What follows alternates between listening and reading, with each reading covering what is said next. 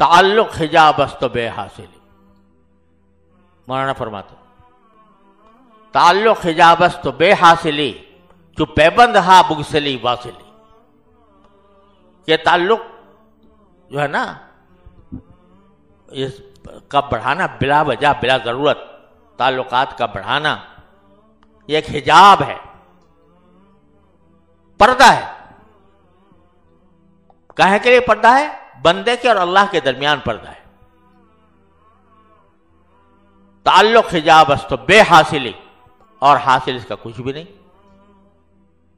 تعلق حجاب است و بے حاصلی جو پیوند ہا بگسلی واصلی.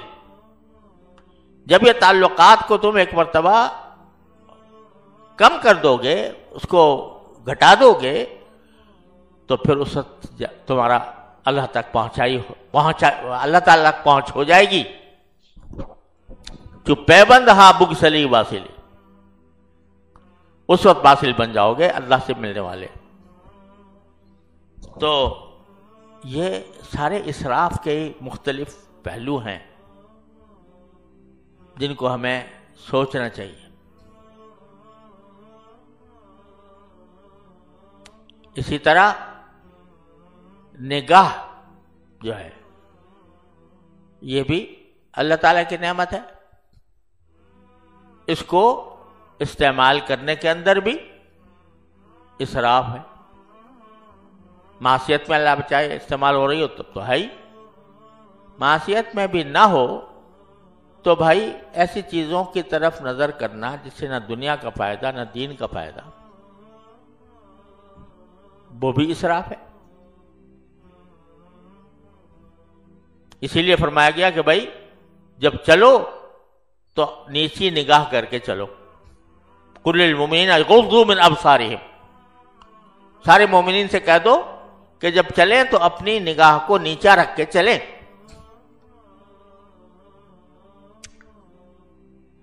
کیوں؟ اس لیے کہ جتنی نگاہ چاروں طرف پھیلے گی اتنا ہی اس کے نتیجے میں جو اللہ تعالیٰ کے ساتھ تعلق ہونا چاہیے تھا وہ کمزور پڑے گا. تو یغضوا من ابصارہم. ارے بھائی جا رہے ہیں بازار میں، سمجھے نا، اور خریداری کے لیے جا رہے ہیں، کیا حرج ہے ذرا اٹھ کے چاروں طرف نظر دوڑا کے چلیں تو کیا حرج ہے. لیکن ارشاد یہ کہ نہیں، نیچی نظر کر کے چلو. کیوں؟ اس لیے کہ یا تو یہ نگاہ تمہیں کسی معصیت میں مبتلا نہ کر دے، اللہ بچائے، اور دوسرا یہ کہ یہ نگاہ تمہارے خیالات کو، نگاہ جو ہوتی ہے نا وہ پھر خیالات لے کر آتی ہے. ایک چیز دیکھی اس کے نتیجے میں کوئی تصورات خیالات پیدا ہو رہے ہیں اور خیالات کو منتشر کرے. یہ نظر کا غلط، یہ اسراف ہے ایک طرح سے. ہاں بھائی دل کو خوش کرنے کے لیے اور اللہ تبارک و تعالیٰ کی قدرت کاملہ اور اس کے حسن و جمال کا ادراک کرنے کے لیے آدمی اچھے مناظر دیکھتا ہے. سبززار ہیں، پہاڑ ہیں، دریا ہیں، اور وہ اس لیے وہ دیکھ رہا ہے.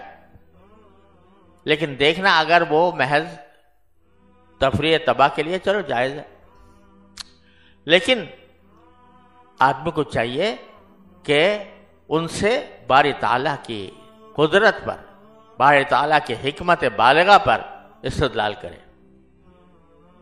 تو یہ ہے یتفکرون فی خلق السماوات والارض، یہ آسمان و زمین کی تخلیق میں غور کرنے والے، فکر کرنے والے، تو وہ بن جاؤ. میں نے دنیا اتنی اللہ نے دکھائی کہ شاید ہی کسی کو اتنا موقع ملا ہو. دنیا کے 6 بر اعظم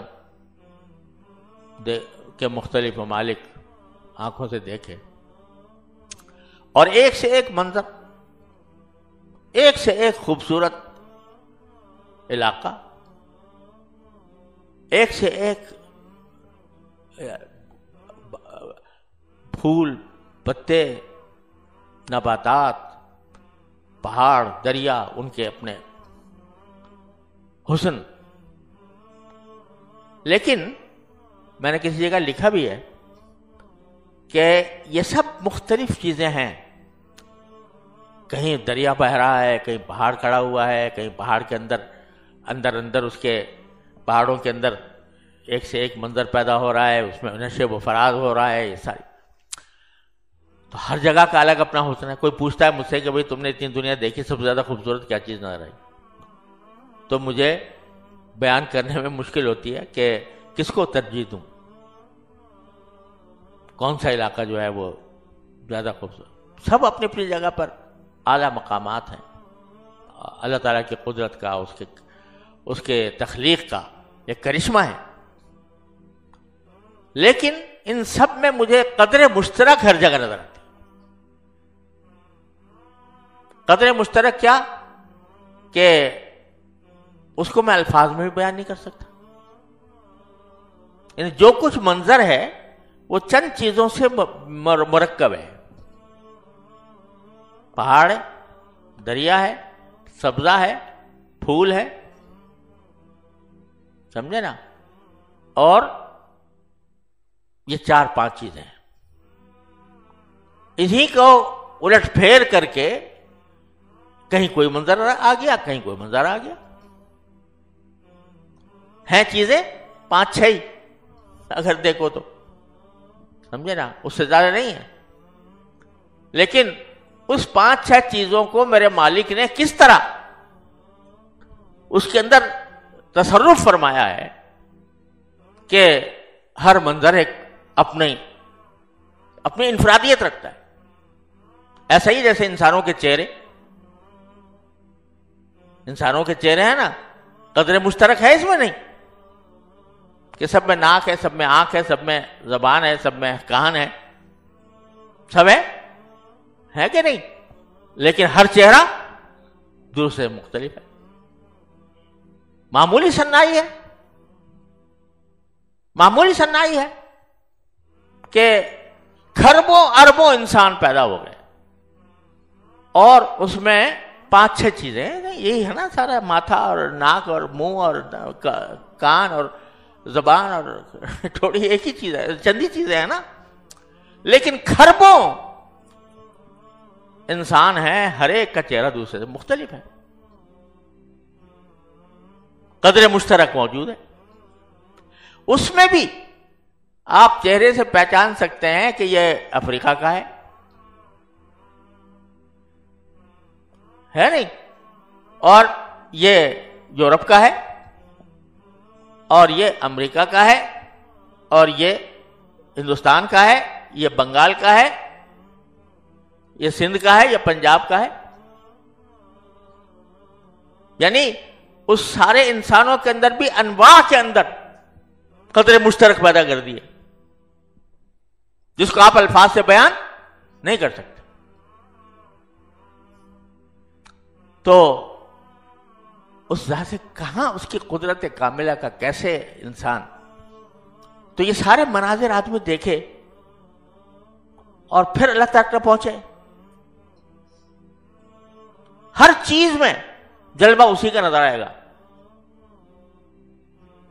درخت ہو تو اس میں, پہاڑ ہو تو اس میں, سمندر ہو تو اس میں, دریا ہو تو اس میں, پانی ہو تو اس میں, بادل ہو تو اس میں, ہر چیز میں جلوہ اسی کا ہے.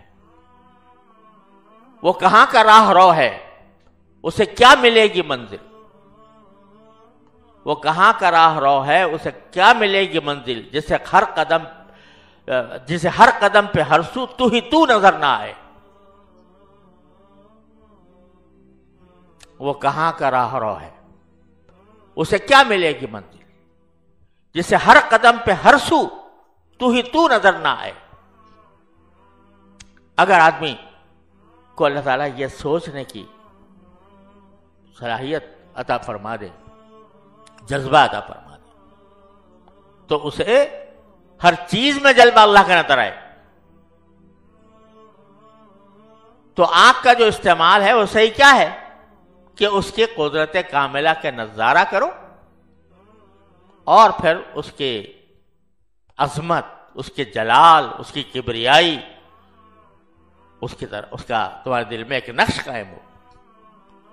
ادھر ادھر استعمال کرو گے اس کو تو وہاں جو جس سے جا کے ملنا ہے، جس کے ساتھ تعلق جوڑنا ہے، اس میں رکاوٹ پیدا کرے گا. اس لیے فرمایا کہ نیچی نگاہ کر کے چلو. لیکن جہاں اللہ تعالیٰ کے قدرت اور حکمت بالغہ کا نظارہ کرنا ہو تو فرمایا اولم ينظروا فی ملکوت السماوات والارض. وہاں ترغیب ہے کہ آسمان و زمین کی جو سلطنت اللہ نے بنائی ہے اس میں کیا غور دیکھتے نہیں تم اس کو آنکھوں سے دیکھو، اس کو دیکھ کر اللہ تعالیٰ تک پہنچو. اولم ينظروا فی ملکوت السماوات والارض. تو عام حالات میں نیچی نگاہ کر کے چلو. جہاں فتنے ہیں، جہاں تمہیں نگاہ تمہاری بہک سکتی ہے، جہاں شیطان تمہارا شکار کر سکتا ہے. النظر سہم من سہام ابلیس. نگاہ جو ہے یہ ابلیس کے تیروں میں سے ایک تیر ہے. جہاں تمہیں ابلیس شکار کر سکتا ہے وہاں سے تو کس طرح کرو؟ یغضوا من ابصارہم. آنکھیں نیچے کر کے گزرو. لیکن جہاں اللہ تبارک و تعالیٰ کی قدرت کاملہ اور حکمت بالغہ کے مناظر ہوں تو وہاں کھلی آنکھوں سے دیکھو اور دیکھ کر اس تک پہنچو.